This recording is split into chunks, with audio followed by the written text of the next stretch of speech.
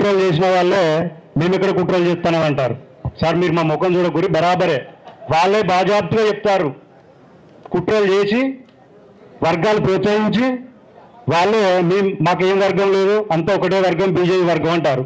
BJP వర్గం అయితే BJP ఇక్కడ ఉన్నది, అక్కడ ఉన్నది ఉంటుంది. మరి 2,60,000 ఓట్లలో వాళ్ళు పోటీ చేస్తే వచ్చినాయి 1600 ఓట్లు అసెంబ్లీ ఎలక్షన్లకు. మరి వ్యక్తిని చూసి మీరు సపోర్ట్ చేయొద్దనంటే ఈటెల రాజేందర్ గారు జైన్ అయితేనే కదా హుజురాబాద్ నియోజకవర్గంలో బీజేపీ బలపడ్డది. అంటే వ్యక్తిని చూసి ఓట్లేసారు కదా, మరి వ్యక్తిని చూసి పని చేయొద్దనంటే ఎట్లా? బరాబరి ఈటెల రాజేందర్కు నికార్సైనటువంటి కార్యకర్తలు మేమంతా.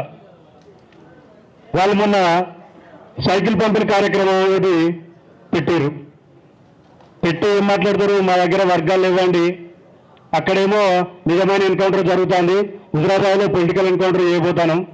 ఎవరిని ఎన్కౌంటర్ చేస్తావు? బీజేపీలను ఎట్లా ఎన్కౌంటర్ చేస్తారు? మరి వర్గాలు లేవు కదా.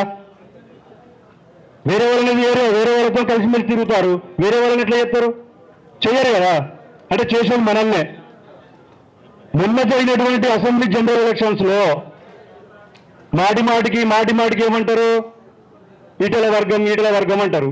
మీ వర్గం అధ్యక్షులే ఉన్నారు, మొత్తం మండల పార్టీ అధ్యక్షులు మీ వర్గం వాళ్ళు ఉన్నారు, పాతోళ్ళు. మరి ప్రత్యర్థి బీఆర్ఎస్ పార్టీ అభ్యర్థి దగ్గర పైసలు ఎట్లా తెచ్చుకున్నారు మమ్మల్ని ఓడగొట్టడానికి? నిజం ఇది. ఎక్కడ ప్రమాణం చెప్తావు? నీకు దేవుడు అంటే బాగా ఇష్టం, మా అందరికంటే ఎక్కువ ప్రమాణం చేసి చెప్తావు ఎవరు తెచ్చుకోలేని మేము నిరూపిస్తాం. ఈ రోజు వరకు భారతీయ జనతా పార్టీలో జాయిన్ అయినప్పటి నుంచి పార్టీ వ్యతిరేక కార్యక్రమాలు మేము చేసినామా, మీరు చేసిర్రా? నిరూపిస్తాం మేము. మీరు నిరూపిస్తారా? ఈటెల రాజేందర్ గారి వర్గం మనుషులు ఎవరైనా పార్టీకి ద్రోహం చేసిర్రా? మీరు చేసిర్రు, మీరు నిరూపిస్తాం. ఇవాళ మీరు మొగన్ని కొట్టి మొగసాలకు ఎక్కినట్టుగా మీరే తప్పులు చేస్తారు. మీరే మళ్ళీ వాళ్ళ మనుషులు మీరేదో పెద్ద వ్యవస్థ చేసినట్టుగా మేము బీఫామ్లు ఇస్తామని ఎత్తులు కొడతారు. 2019లో పోటీ చేశారు కదా, ఎంపీటీసీ ఓట్లు ఎన్ని మీకు వచ్చినాయి? ఒక్కొక్క ఊరుకు 8, 10. జెడ్పీటీసీ ఓట్లు ఎన్ని? 400, 300, 40,000 ఉన్న కాడ. మరి ఇలా బీఫామ్లు ఇస్తామని ఏ బలం చూసుకొని?